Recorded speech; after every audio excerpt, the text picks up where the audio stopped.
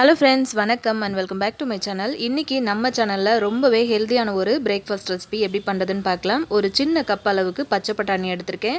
ஒரு 2 காஞ்ச மிளகாய் பிச்சுட்டு சேர்த்துருக்கேன். ஒரு சின்ன துண்டு கொத்தமல்லி இலை, ஒரு பச்சை மிளகாய், 2 துண்டு இஞ்சி சேர்த்துருக்கேன். இது எல்லாத்தையும் சேர்த்துட்டு நல்லா கொரகொரப்பாக அரைச்சி எடுத்துக்கோங்க. ரொம்ப மைய அரைச்சிடாதீங்க, பேஸ்ட்டு மாதிரி. இந்த மாதிரி கொரகொரப்பாக இருக்கிற மாதிரி இருக்கணும். இப்படி இருந்தால் தான் சாப்பிடும்போது நல்ல ஒரு டேஸ்ட்டாக இருக்கும். இப்போ ஒரு சின்ன பவுல் எடுத்துக்கலாம். இதில் ஒரு சின்ன கப் அளவுக்கு நான் ரவை எடுத்திருக்கேன். நீங்கள் எந்த அளவுக்கு மற்ற பொருட்களெல்லாம் எடுக்கிறீங்களோ அந்த அளவுக்கு ரவை எடுத்துக்கோங்க. இப்போ ஒரு பாதி அளவுக்கு வெங்காயம் இந்த மாதிரி குட்டியாக கட் பண்ணிவிட்டு சேர்த்துருக்கேன்.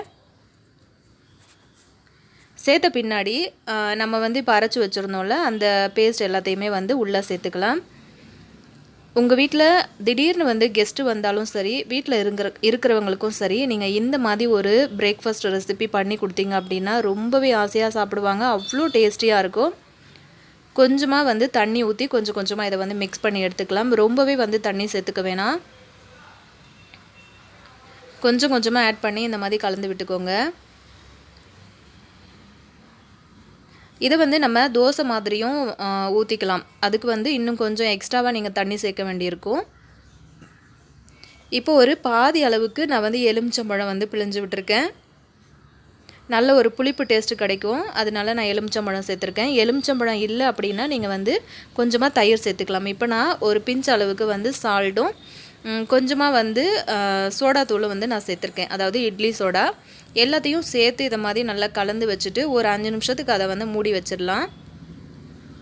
இப்போ பாருங்கள் ஃப்ரெண்ட்ஸ், ஒரு 5 நிமிஷம் கழித்து நல்லா அந்த ரவை நல்லா ஊறி வந்திருக்கு பாருங்கள். இதுதான் இதோட பதம். இது இப்படியே இருக்கட்டும். நம்ம கல் அடுப்பில் வச்சிடலாம். இப்போ கொஞ்சமாக ஆயில் சேர்த்துக்கலாம் எல்லாத்துலேயுமே. ரொம்ப டேஸ்டியாக இருக்கும் ஃப்ரெண்ட்ஸ். செம்ம டேஸ்ட்டு. கண்டிப்பாக நீங்கள் ஒரு தடவை செஞ்சிங்கன்னா அடிக்கடி நீங்கள் செய்வீங்க. அவ்வளோ ஒரு டேஸ்டியாக இருக்கும். நம்ம ரவை எல்லாம் சேர்த்து செய்கிறதுனால ரொம்ப மொறுன்னு அந்த இஞ்சியும் அந்த பச்சை மிளகாய் ஃப்ளேவரும் அவ்வளோ தூக்கலாக அவ்வளோ டேஸ்டியாக இருந்தது. நான் சொல்கிறத விட நீங்கள் செஞ்சு சாப்பிட்டு பார்த்தீங்க அப்படின்னா தான் உங்களுக்கு இதோட டேஸ்ட்டு புரியும். டக்குன்னு குயிக்காக இந்த பிரேக்ஃபாஸ்ட்டு நீங்கள் சூப்பராக ரெடி பண்ணி கொடுத்துடலாம். இப்போ கல் சூடானதுக்கப்புறம் கொஞ்சமாக ஆயில் சேர்த்துருக்கேன். உங்கள்கிட்ட நல்லெண்ணெய் இருந்தாலும் சேர்த்துக்கோங்க. இன்னுமே சூப்பரான ஒரு ஃப்ளேவர் கிடைக்கும். இப்போ சூடானதுக்கு பிறகு நான் கொஞ்சமாக நம்ம எடுத்து வச்சுருக்கிற இந்த பேஸ்ட்டை அந்த குழிக்கரண்டியில் கொஞ்சமாக எடுத்து இந்த மாதிரி ஊற்றிக்கலாம். இது பண்ணுறதுக்கு பார்த்திங்க அப்படின்னா ஒரு 5 மினிட்ஸ் தான் ஆகும்.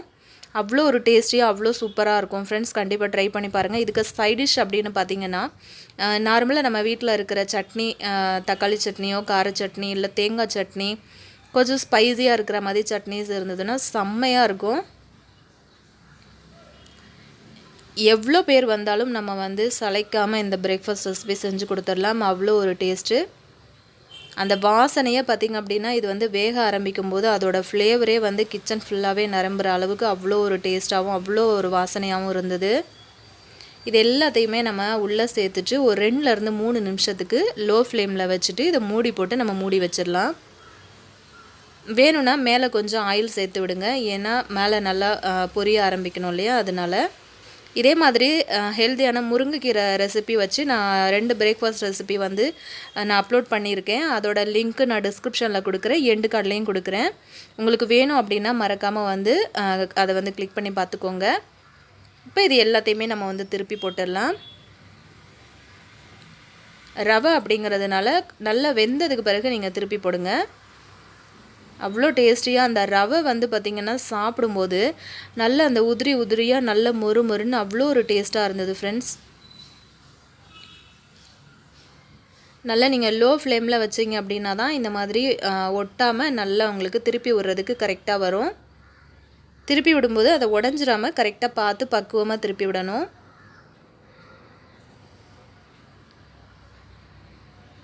தேங்காய் சட்னிலாம் பார்த்திங்கன்னா இதுக்கு செம்ம காம்பினேஷனாக இருக்கும். நல்லா வெந்ததுக்கு பிறகு தான் நீங்கள் திருப்பி விடணும். அதுக்கு முன்னாடியே திருப்பிட்டிங்கன்னா இந்த மாதிரி உடச்சிக்கும்.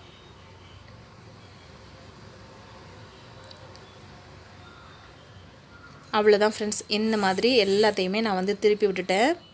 சும்மா லைட்டாக ஆயில் போட்டிருக்கேன். ஏன்னா நம்ம திருப்பி விட்டதுனால கீழே பக்கம் எல்லாமே ப்ரௌன் ஆகணுன்றதுக்காக நான் திருப்பி போட்டிருக்கேன்.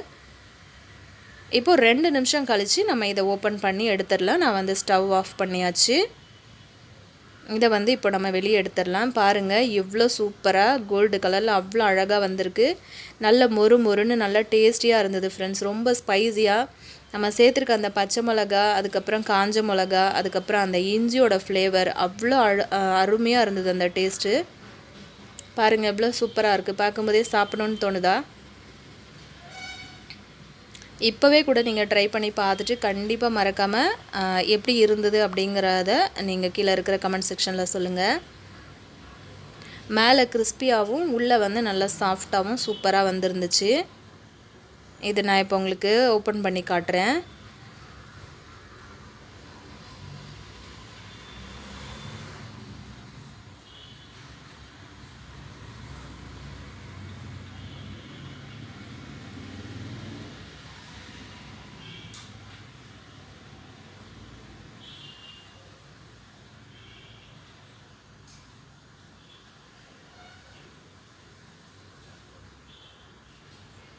பாருங்கள் ஃப்ரெண்ட்ஸ் எவ்வளோ சூப்பராக இருக்குல்ல. அந்த மிளகாலாம் சேர்ந்து அவ்வளோ ஒரு டேஸ்டியாக இருந்தது. பிடிச்சிருந்தால் லைக் ஷேர் கமெண்ட் பண்ணுங்கள் ஃப்ரெண்ட்ஸ். தேங்க்யூ.